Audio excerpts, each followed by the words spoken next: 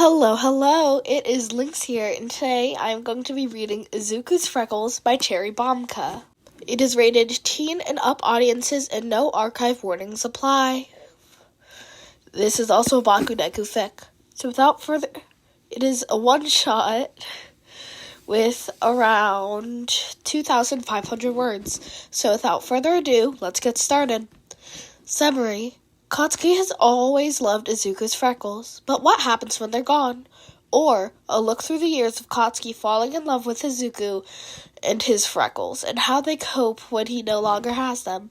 Katsuki has always loved Izuku's freckles. For as long as he could remember, he's been enthralled by those tiny little specks that adorned Izuku's cheeks. For as long as either of them could remember, Katsuki has always had this funny little habit.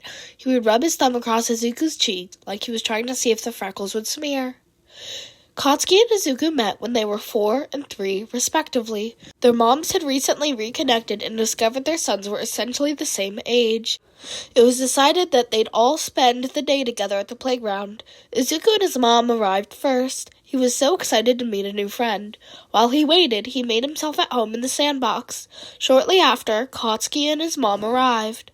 Katsuki could see big green curls on the boy who was ducked down, seriously concentrated on his sandcastle. Never one to be shy, Katsuki took off away from his mother and towards his new playmate. "I'm Katsuki Bakugo. I bet I could make a bigger sandcastle than you." The smaller boy's head shot up upon hearing this declaration. What Izuku saw was a chaotic gremlin of dreams, with golden hair that reminded him of a dandelion. Katsuki, however, had zeroed in on Izuku's cheeks. He got sand all over his face. It must be because he's still basically a baby. I'll help him out since I'm bigger and stronger. That way he doesn't cry about getting dirty. Katsuki reached over without ceremony to rub the dirt off Izuku's face, completely stumped when the stubborn specks of sand refused to move. He kept rubbing over them until Izuku gently grabbed his wrist. "What are you doing, Kachan?" Ignoring his steadily pinking cheeks to focus on the others, Katsuki replied, "You got sand all over your face, dummy. There are spots everywhere. I'm hoping you get clean since I'm going to be a hero." Izuku tilted his head to the side like a confused puppy and reached up to his face to feel for himself. Izuku let out a small little giggle. "I'm not dirty, Kachan. Those are my freckle spots." Never hearing that phrase before, Katsuki questioned, "What do you mean?" Izuku brightened up at the boy's interest. "They're part of my face. They don't come off, silly. They're always there, even after I shower. See?" Izuku rubbed his face some more, as if to prove to his new friend that his freckles wouldn't go anywhere. At this realization, Katsuki's eyes widened with wonder. Leaning in to look closer, he whispered, "They're like little stars." And that began Katsuki Bakugo's lifelong obsession with Izuku Midoriya's freckles. Quick reader's note, I just ran out of my Sprite, which is what I'm drinking today while reading. Alright, back to the story. The obsession lasted long past Katsuki telling his mom he wanted to play with the Star Boy, and into those painful middle school years where Izuku had become Deku instead. Every time Katsuki screamed in Izuku's face, his eyes would linger on those cheeks. Katsuki loved how the freckles stood out more prominently when Izuku's face turned red. It had been years since Katsuki let himself touch the little specks freely, but he had his ways. One day, Katsuki took things farther than usual. It was not his proudest moment. He grabbed Izuku's shoulder and let off his quirk. Not enough to do any real damage, but enough to make his sentiments clear. Some of the spark-offs left some ash littering on Izuku's face. They blended in with the freckles, but threw off the symmetry that Katsuki was so used to. Ironic. Now with the little sparks Katsuki released, it really is like Izuku had little stars on his face. Without thinking, Katsuki reached out. Ignoring Izuku's flinch, he grabbed the boy's face and smeared his thumb over the freckled cheeks the way he used to. Izuku stood stock still, waiting for whatever new form of torture would come next. No way Katsuki would revive this old habit now of all times. But all that happened was Katsuki cleaning the ash off Izuku's face with a reminder to keep his mouth shut and stay out the way. It took time, but things did settle down between them at UA, at least a little. The bullying had stopped. And while they never spoke about it, they could at least be in the same room as each other again. They even had some civil conversations. And even better, they discovered they work really well as a hero team. One day, the class gets an assignment to impersonate another classmate. It was fun, in a stupid way. Not that Kotsky would ever admit that out loud. Kotsky had to become the ponytail girl, and was decently embarrassed to learn they have almost the same chest measurement. Watching Shitty Hair try and be as dark and serious as Birdbrain was good entertainment. The best part was when Pinky, who got stuck being the great pervert, announced dropping out and did her best to get Eyebag Sensei to accept it as a standing offer. However, Kotsky's mood quickly turned annoyed when that robot fucker revealed his shitty interpretation of Deku. For someone who's supposed to be one of the nerd's best friends, you'd think he'd pay more attention to detail. Before he even realized he was moving, Kotsky was marching up to scream about it. "What the fuck is that supposed to be? 4 eyes!" Several people turned to watch the commotion.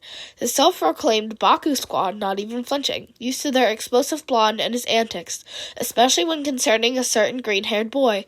The rest of the class looked on with vague concern for Ida, or mild frustration at another one of the outraged outbursts they'd become accustomed to. "What is the meaning of this outburst, Bakugo? I mean Katon." Ida cringed as he momentarily dropped his act. Kotsky wasted no time getting all up in the robot's face, with a marker he pulled seemingly out of thin air. "You didn't even get the number of Freckles right!" He grabbed Izuku's face and pulled him closer to the pair, as if to emphasize his point. Thumb smearing across that pink-dusted, freckled cheek, gentle after all these years. When Kotsky let go, it was to return to berating Ida. "You spent all your time fawning over the damn nerd and can't even get his face right? Are you stupid or something? Even the shape is wrong. You're supposed to look like little stars." With that, he drew on 2 extra freckles, scoffed, and left to go change back into his clothes. In his wake, he left plenty of dropped jaws, a few whispers of "what the hell was that?" and one very red-faced Izuku. Izuku was gone. He just left in the middle of the night. He didn't even say goodbye to anyone. He didn't even say goodbye to Kotsky. After all they've been through together, all Kotsky gets is a stupid fucking letter. Like he's one of the damn extras. Kotsky can't breathe. He feels like a part of him went out the window with Izuku. It's been a month. No one has heard from or about the nerd. Kotsky suspects All Might knows more than he's letting on. Probably that flame fucker as well. But no matter how hard Kotsky pushes, they won't say anything. Kotsky is losing his goddamn mind. He keeps picturing Izuku, alone, cold, scared, hungry. The nerd can barely properly care for himself at school, surrounded by his friends and Kotsky. Now he's out on the streets entirely by himself and being hunted for sport. There's a good chance he freezes or starves to death before a villain even gets to him. The thought makes something tight and painful swirl around Kotsky's chest and stomach. He has had enough. As a class, they barge into Nezu's office and plead their case. Kotsky makes it quite clear. He is going to bring Izuku home. It was just a matter of whether the school will support him or not. Luckily, the principal agreed to their course of action and gave his permission for what Kotsky was secretly calling Operation Putting Stars Back in the Sky, otherwise known as getting Izuku's freckled ass back where he belongs and feeding him a decent fucking meal. After the most draining, physically, mentally, and spiritually, fight of their lives, the class was able to secure the bag, Izuku. They found him filthy, exhausted, and a jumpy shell of who he was not so long ago. He refused help, the most prominent way to show he was still Izuku. It took the entire class battling it out in a combination of physical strikes and emotional blows. Finally, Kotsky was able to make Izuku stand still long enough to listen. Slowly inching his way closer to Izuku, Kotsky poured his heart out, apologizing for everything that he said and done, for how he treated Izuku, and for how he must have made Izuku feel. Finally being allowed close to the boy, Kotsky gently grabbed Izuku's face, thumb smearing across those filthy, tear-stained cheeks, the way he used to do. He needed Izuku to know he was serious, that he meant this. The meaningful eye contact and the return of the childhood gestures seemed to be the straw that broke the camel's back. Izuku collapsed into Kotsky's arms and let them take him home. A few weeks later, it was with a similar position of soft eye eye contact, firm beliefs, and an open ear that Katsuki worked up the nerve to confess to Izuku. When his big crybaby started letting the tears flow, Katsuki used his thumbs to smear the tears away from those freckled cheeks. So grateful to be this close to those little stars again. The war is over. They won. Kinda, technically. And while they were almost all still alive, there was no one left without more scars, including Katsuki and Izuku. Katsuki now needs regular appointments with a cardiologist and a device to keep track of his heartbeat to make sure he doesn't suddenly drop dead. They both have nightmares, a lot of them. It helps a lot that they moved in together almost immediately after graduation, being able to hold each other through all the panic, rub the other's back when it's too much and someone vomits, and fall back to sleep in each other's arms. Katsuki would kill and die for this kind of unconditional love and support. He already did. And Izuku had a hard time with his new look. His hair did grow back, but the new scar down his face will never go away. It must be some kind of medical miracle that his freckles are still there somehow. At least, that's what Katsuki thought it was. That's what Izuku let him think it was. Izuku had been acting weird lately, weirder than usual for the nerd. Katsuki understands better than most the toll that PTSD can take on you, but they've never pulled away from each other. Not since Katsuki pulled his head out of his ass. So why is Izuku being so distant? Why won't he let Katsuki touch him? Touch his face? Has Katsuki made him feel bad about the scar somehow? How does he fix this? After a few weeks of this unusual behavior, Katsuki has had enough. One morning when Izuku finally leaves the bathroom, looking extra distraught, Katsuki decides it's time for a conversation. Izuku, my star, we need to talk. Katsuki pretends not to see the way Izuku cringes. It'll be okay. Whatever this is, he'll get through it together. What's been going on with you? Is it more nightmares? Izuku can barely meet his eye. What do you mean, Kachan? Izuku, you can't even look at me. You've been pulling away from me, from us. You barely let me near you anymore. You're not running your mouth a mile a minute, and you've barely touched your notebooks. What's going on? Did I do something to upset you? Is that why you don't want to be near me? The dam broke. Kachan, no! Don't ever say something like that again. You didn't do anything, I promise. Please don't ever think I don't want to be near you. You're my favorite person. Then why are you pulling away? Why won't you let me near you? The tears came, and they came rapidly. Katsuki opened his arms and was incredibly relieved when Izuku finally let himself fall into them. Katsuki leaned back to grab Izuku's face with all of the care he could muster, like he's done it so many times before. He rubbed at those cheeks, like he's done so many times before. But unlike those many times before, something was different. After all those times of trying to smear away at Izuku's freckles, this time he succeeded. What? Oh, Izuku. Izuku looked away from Katsuki, his face burning with shame. All the extra time in the bathroom every morning is suddenly making sense to Katsuki. Izuku has been drawing his freckles on every day. Why? Baby, why are you doing this to yourself? Katsuki's eyes were full of concern and confusion and unbridled love. Izuku finally met his eyes. Because you love my freckles. Loved.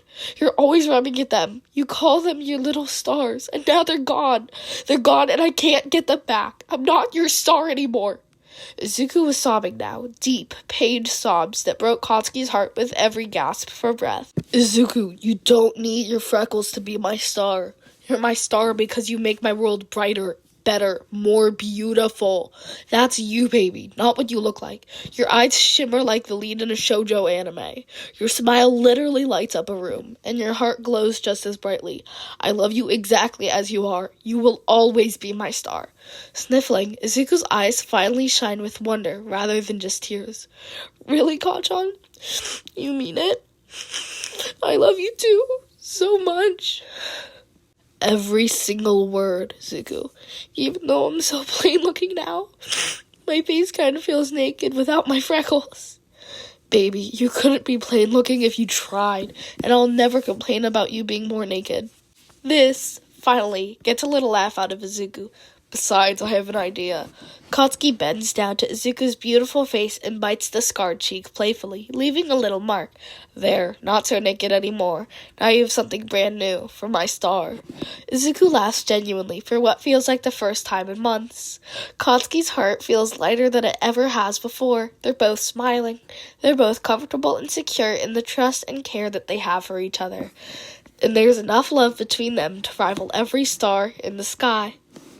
Alright, that fic was so cute. It was so fluffy, like teeth rotting fluff. But then you get to that last bit, and Bakugo's just like, I don't mind if you get more naked. I was like, whoa, where is this going? Hold on, I need to drink some water. Because I did not remember anything like that happening, but I was like, it caught me so off guard. It was so funny. Oh my gosh. So I loved reading this. Thank you so much, Cherry, for the permission to do this. So remember to eat, sleep, drink your water, and take your meds. And when you sleep, go to bed at a reasonable time.